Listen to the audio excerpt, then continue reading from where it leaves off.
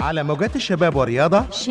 شير لكلمات جميلة وآراء جريئة وأفكار جديدة.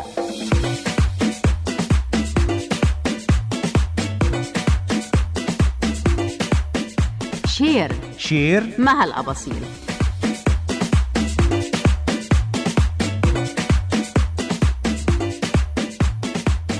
تقوية المناعة بصورة طبيعية، إزاي ممكن نحققها؟ دكتور سعيد متولي خبير واستشاري التغذية العامة والصحة هيشاركنا للإجابة عن السؤال ده.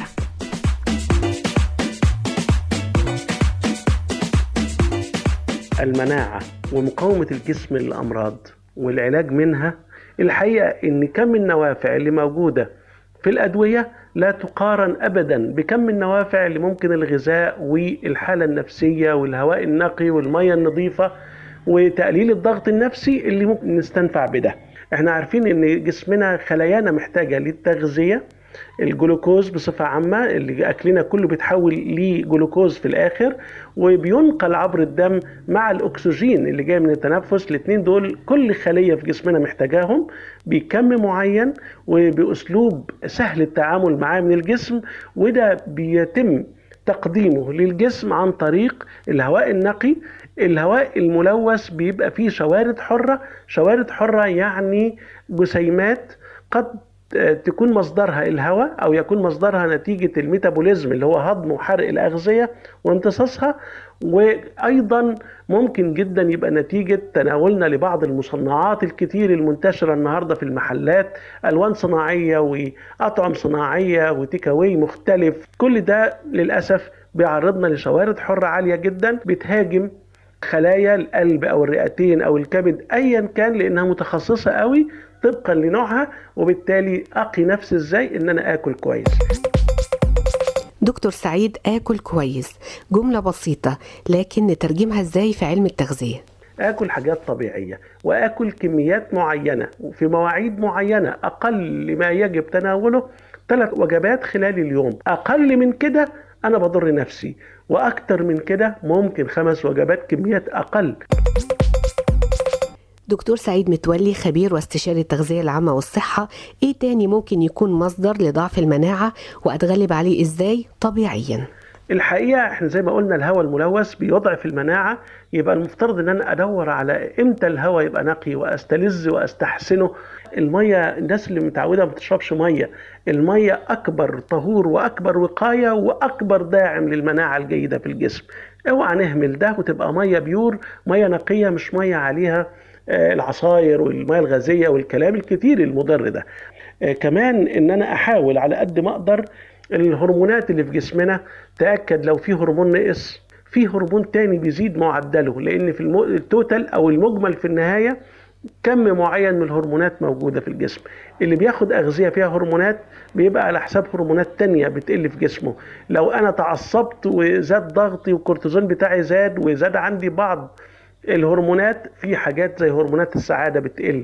لو أنا أخدت أدوية وموانع حمل هرمونية أكيد في حاجات تانية بتقل، وكل حاجة بتقل في جسمنا عن التوازن الطبيعي بيبقى مصاحب ليها الأمراض. طب تحضير الأكل بقى يا دكتور، حضرتك تنصح بإيه؟ الأكل وإحنا بنعده وإحنا بنحضره حضرتك تنصح بإيه؟ الناس اللي بتعمل أكل، لو أنت أعديت الأكل بطريقة معقدة الجسم مش هيستفيد منها. الناس اللي بتحط المسبكات كتير وتحط الصلصات على النار فترة طويلة، كل شوية تحمر أكلها وتحط الدهون مع الكربوهيدرات وتعمل ما لذ وطاب طعما، لكن كقيمة غذائية هي متدنية، مفيش أفضل من الطبيعي.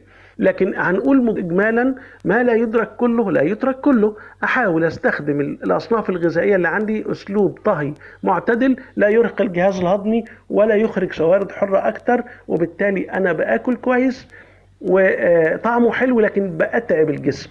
لا، أنا أكل كويس وأخلي الأكل كله منضبط، بيضة مسلوقة، لحمة مسلوقة أو مشوية، الأسماك تبقى مشوية قدر الإمكان. ستات البيوت اللي بتهتم بصحة أولادها أفضل كتير من اللي بتهتم بتقديم بعض الوجبات جيدة اللون وجيدة الريحة لكن صعبة الهضم والامتصاص. كمان مهم جدا ننبه على الآتي كأغذية. الحقيقة إن دايما نقول إن القيمة الغذائية الأعلى بتبقى موجودة في توقيت تواجد الفاكهة وتوقيت وتواجد الخضروات في الوقت بتاعها، وكمان سعرها بيبقى مناسب للجميع. وبلاش ان احنا ناكل بعينينا. دايما انتوا اكيد بتاكلوا حاجة خيار لكن طعمه مش خيار ولا ملمسه خيار. الخيار في الموسم بتاعه افضل، او الفراولة او خلافه، كل الانواع الغذائية او الاصناف الغذائية اللي بنقول عليها. نتكلم على اخر حاجة، الضغط النفسي. لو انضغطت نفسيا تأكد انك هتفسد منظومة جسمك كلها. الضغط العصبي، سلم امورك لله وحاول تسعد نفسك. نخفف عن بعض ونعرف ان الحياة فترة مش كبيرة، فترة هيكسبها اللي يعيشها برضا وقناعة.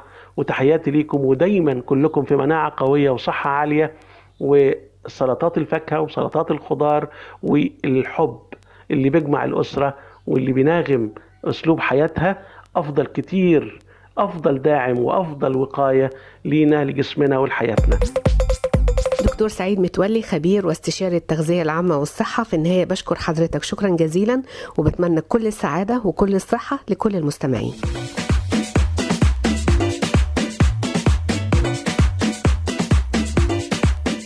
شير شير مها الأباصيل.